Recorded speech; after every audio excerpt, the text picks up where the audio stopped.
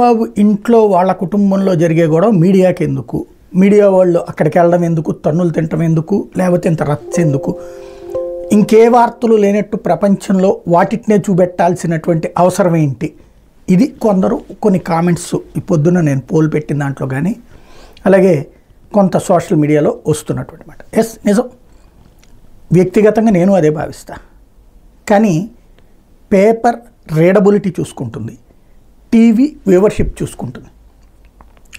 న్యూస్గానే చూపెడితే చూస్తున్నారా సమాజం?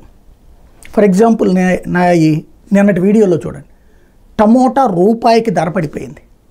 ఇందులో ప్రభుత్వాలను ఏమీ విమర్శించలేదు, లేదా రాజకీయం ఏం మాట్లాడలేదు. నేను ₹1 పడిపోతే రైతు కష్టం ఏంటన్న ఎంతమంది చూసుంటారు దాని వ్యూవర్షిప్? లేదు, రైతుకి సంబంధించిన నష్టం జరుగుతుంది ధాన్యం రైతుకి, అది ఎట్లా పరిష్కరించాలి, దీన్ని ఎంతమంది చూసుంటారు? ప్రజలకు సంబంధించిన సమస్యలు ప్రజలే చూడరు.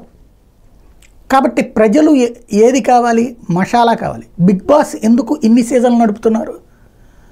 ఓ 10 మంది కలిసి ఆ కొంపలో కూర్చుని ఒకళ్ళ గురించి ఒకళ్ళు తిట్టుకుంటా లేకపోతే గొడవలు పడతా ఉంటే దాన్ని చూసుకుంటారు.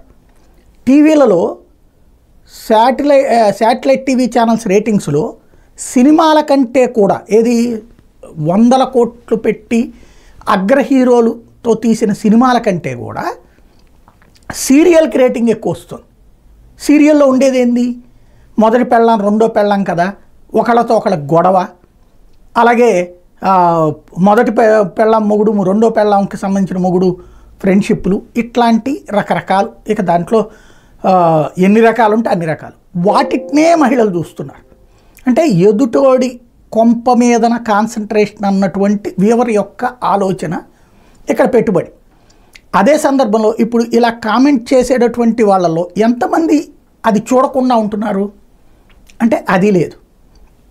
బేసిక్గా వాస్తవంగా వాళ్ళ ఇంట్లో గొడవ పడితే, ఒక జర్నలిస్ట్గా నా భావన ఏంటంటే, వాళ్ళ ఇంట్లో గొడవ పడితే వాళ్ళు లీగల్గా వెళ్తే అది ఒక వార్తకే పరిమితం అవుతుంది. ఇన్ని వార్తలు ఎందుకు వచ్చినాయి? వైజ్మెన్గా ఇప్పుడు అదేది మోహన్ బాబు గారి సినిమాలోని పెదరాయిలో డైలాగ్ ఉంటుంది, ఇంటి గుట్టు ఇంట్లోనే ఉండాలి కానీ బయటపడకూడదు అన్నట్టు. అది వాళ్ళు చూసుకుని ఉంటే అసలు ఇష్యూనే వచ్చి ఉండేది కాదు. రోడ్డెక్కారు, పోలీస్ కంప్లైంట్లు వచ్చినాయి అన్నప్పుడు, అందులో ఒకళ్ళు బాధితుడుగా రోడ్డెక్కినప్పుడు సహజంగా చర్చ నడుస్తుంది. ఆ చర్చకి సంబంధించినటువంటి ఇష్యూ నడుస్తుంటుంది, అది వార్తలు అవుతుంటాయి. సరే, సొసైటీకి ఆ హక్కు ఉంది, కామెంట్ చేసే హక్కు, సపోర్ట్ చేసే వాళ్ళు ఉంటారు, వ్యతిరేకించే వాళ్ళు ఉంటారు. ఏది ఏమైనా జరిగేది నడుస్తూనే ఉంటుంది.